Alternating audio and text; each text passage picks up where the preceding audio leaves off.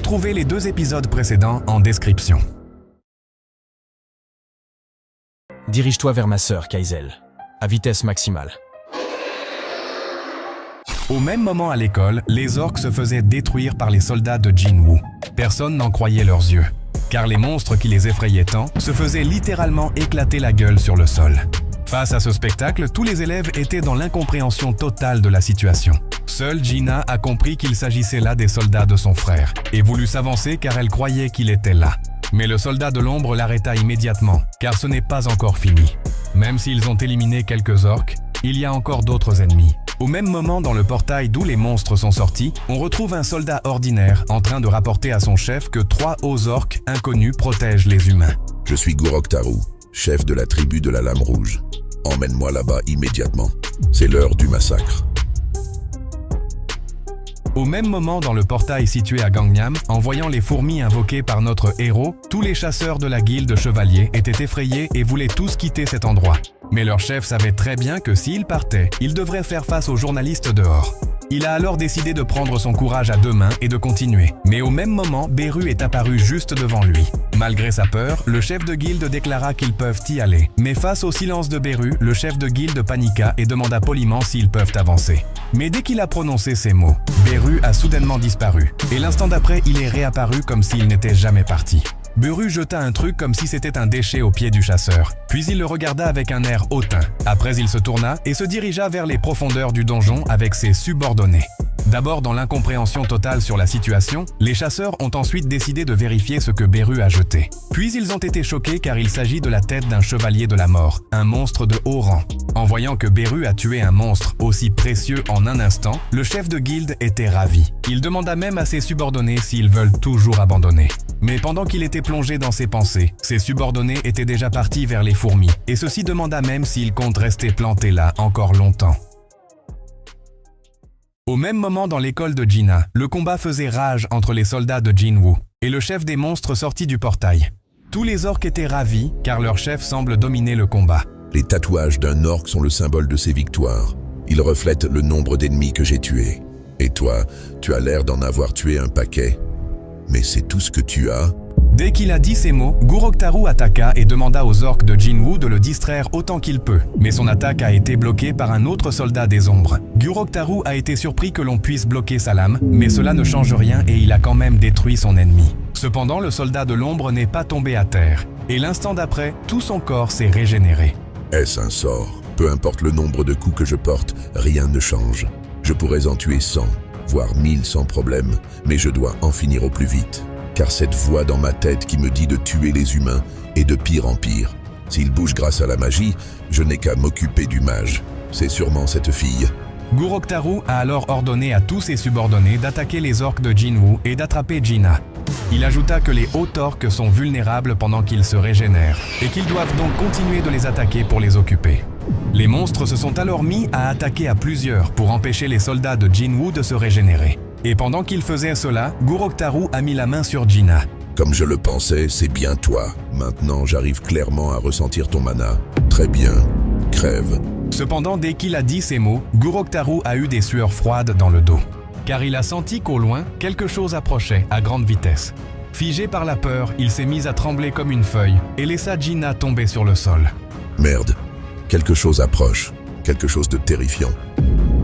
Après cela, Gurok Taru n'a eu le temps que d'ordonner à ses subordonnés de se préparer à l'impact, avant qu'une énorme explosion s'est produite juste à côté de lui. L'instant d'après, la pauvre jeune fille, en train de tousser à cause de la poussière soulevée par l'explosion, a enfin eu la main chaleureuse de celui qu'elle attendait posé sur sa tête. Tout va bien à présent. Je suis là. Gurok Taru, qui a réussi à s'éloigner à temps, était vraiment effrayé par ce qu'il voyait et ce qu'il ressentait. Car devant lui se trouvait le dragon Kaizel qui regardait dans sa direction, accompagné par son maître. Et en voyant que celui-ci émettait une énergie terrifiante, Gurok Taru voulut quand même se présenter, mais il a immédiatement été interrompu par notre héros. Toi, ferme-la et attends-moi. Ayant enfin réalisé qu'elle était sauve, Gina s'effondra en larmes dans les bras de son frère. Jinwoo s'excusa pour son retard, puis il se tourna vers les camarades de sa sœur et s'assura qu'ils aillent tous bien. Puis après la confirmation de ceci, notre héros se tourna vers Songi et demanda si elle allait bien aussi. La jeune fille acquiesça, mais pensa que Jin-Woo a l'air très en colère. Celui-ci baissa les yeux et en voyant le visage de sa sœur en larmes avec les traces laissées par la main de l'orque, sa rage n'a fait que grandir de plus belle. Il a alors invoqué Ygritte et lui ordonna de prendre soin de Gina. Puis il ordonna aux autres soldats de s'occuper de l'évacuation des étudiants présents sur les lieux. En voyant cela, les orques voulurent intervenir, mais l'ordre sèche de Jin-Woo de ne pas bouger, accompagné par son aura menaçante, les a fait se figer sur place. Puis, pendant que les soldats s'occupaient de l'évacuation des étudiants, Guroktaru demanda qui est-il pour être capable de parler leur langue. Mais voyant que Jin-Woo ne comptait pas répondre à sa question, il a alors ordonné à ses soldats de l'attaquer. Dès qu'ils ont reçu l'ordre de leur chef, les soldats les plus proches se sont jetés sur notre héros. Jin-Woo regarda calmement l'orque s'approcher et lancer une attaque, avant de soudainement la bloquer, puis de saisir et d'écraser la main de cet impudent. L'orque hurla de douleur. Mais avant qu'il s'en rende compte, il a été projeté lourdement sur le sol. Sung Jin-Woo a alors levé son pied et mis fin à la vie de l'orque en l'écrasant comme si c'était un vulgaire cafard qui le gênait. Puis en voyant que 2 autres orques s'approchaient pour l'attaquer, Jin-Woo activa sa compétence toucher du dominateur. Et avec celle-ci, il obligea le corps des 2 orques à s'entrechoquer l'un contre l'autre. Cependant, c'était loin d'être suffisant pour lui. Et avec la même compétence, il les a juste écrasés ensemble. En voyant le regard froid de notre héros après le massacre de leur frère, les autres soldats orques sont tous entrés dans une rage folle et ont tous décidé de foncer sur Jin-Woo en même temps. Mais cela ne fait aucune différence pour lui.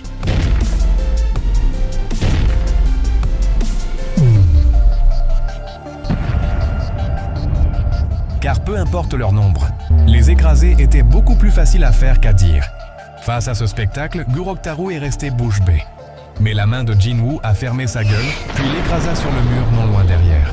Il regarda autour de lui, et en voyant le carnage que les orques ont fait, Jin-Woo demanda pourquoi ils font cela. Pourquoi leurs espèces tiennent tant à tuer les humains. Une voix dans nos têtes nous dit constamment de tuer les humains.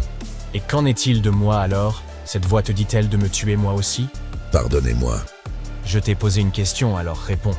Entends-tu cette voix à mon égard? Pardonnez-moi. Je comprends. C'était à prévoir. Après tout, je ne suis pas considéré comme un humain. Ce n'est pas grave, je te pardonne. Mais ne t'attends pas à ce que je te laisse une chance de vivre. Au même moment dans le donjon à Gangnam, les chasseurs faisaient face à un nouveau problème complètement inattendu. En fait, les fourmis avalaient les corps des vampires, ce qui est un vrai souci pour les chasseurs car ils valent très cher. La fourmi n'a tellement pas voulu lâcher son casse-croûte qu'elle a même fini par blesser la chasseuse pour qu'elle lâche sa nourriture et avala rapidement une fois cela fait. Heureusement pour la chasseuse, Beru est intervenu et a vite calmé tout le monde. Il a même soigné la blessure que la chasseuse a eue. Ce qui la choqua car Beru lui est supérieur en termes de soins alors que pour elle, ce n'est qu'une invocation. Puis une fois qu'ils ont atteint la salle du boss, celui-ci fit immédiatement son apparition.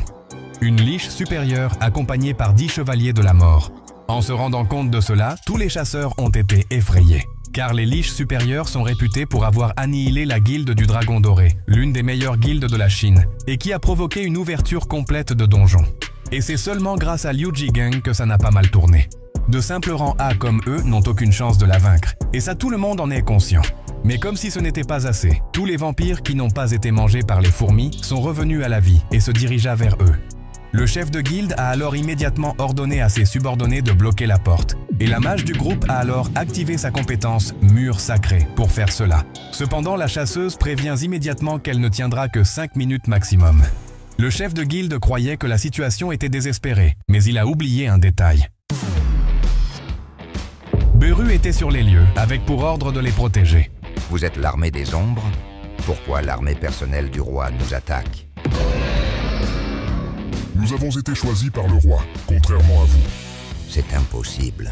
Je vais personnellement en référer au roi. Toi, tu parles beaucoup pour quelqu'un qui va bientôt mourir.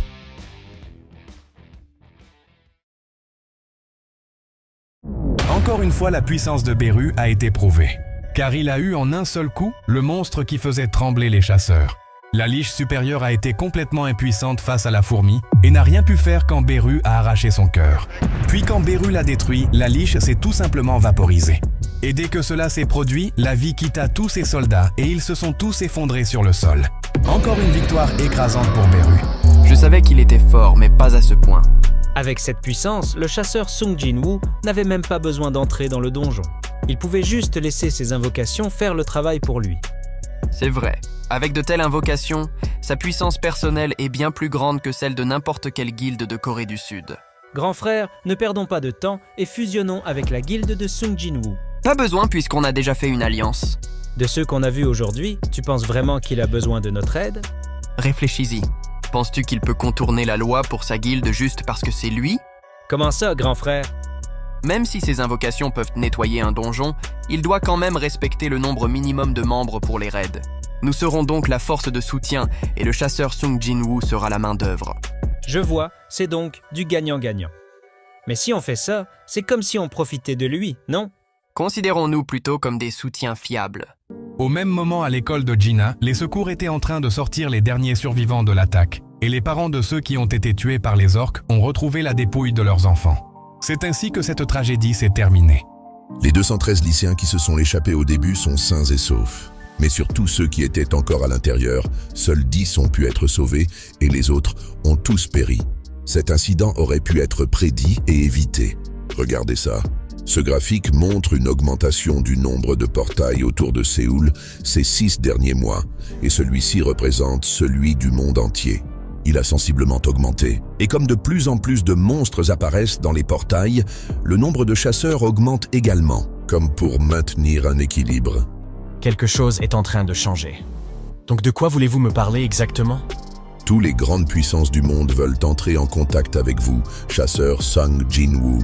Et voici les documents officiels de ces nations. Je suis sûr que certains ont déjà pris les devants officieusement. Pour être honnête, l'association n'a pas le droit de les en empêcher. On peut juste protéger vos informations personnelles selon votre demande. Nous savons que la décision vous revient.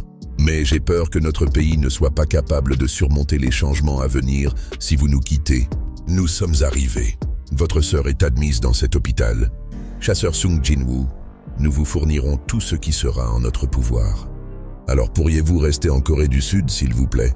Officiellement, avec vous, notre pays avait 10 chasseurs de rang S, mais 2 sont morts et 1 a abandonné la Corée pour les États-Unis. Cette fois, l'association ne peut se permettre de rester sur la touche.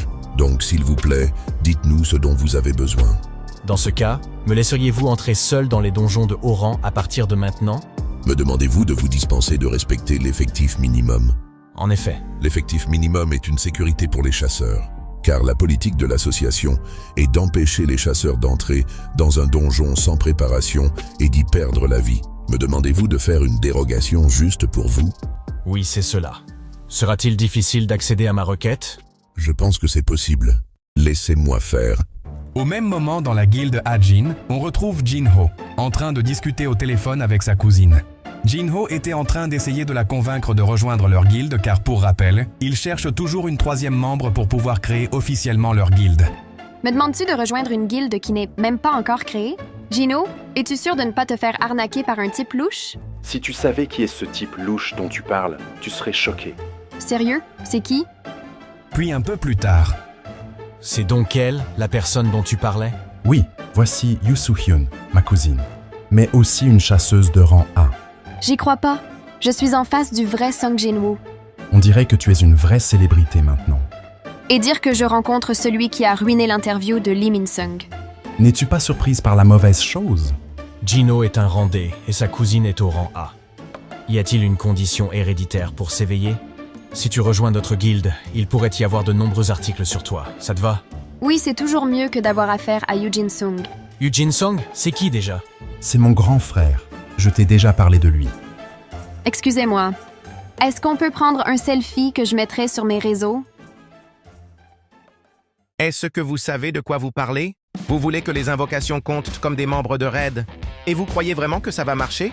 Le chasseur Sung Jin-woo vient de créer sa guilde, et l'association le favorise ouvertement alors qu'elle doit être juste. S'il vous plaît, dites quelque chose, président Go Gun-hee. Oui, c'est exact. C'est un traitement de faveur. Mais j'aimerais poser une question à tous ceux qui sont dans cette pièce. S'il y a une ouverture complète de donjon entre 20 chasseurs de rang A et le chasseur Sung Jin-woo, par lequel souhaiteriez-vous être accompagné, surtout vous, honorable Nam Jun-wook. Vous venez de déménager près de la guilde chasseurs pour votre propre sécurité. Espérez-vous vraiment que le chasseur Sung Jin-woo restera ici si nous ne pouvons même pas accéder à une de ses requêtes?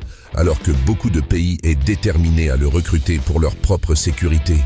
Si vous pensez que cette règle n'est pas raisonnable, rappelez-vous qui viendra vous sauver si un jour il y a un autre portail de rang S en Corée du Sud.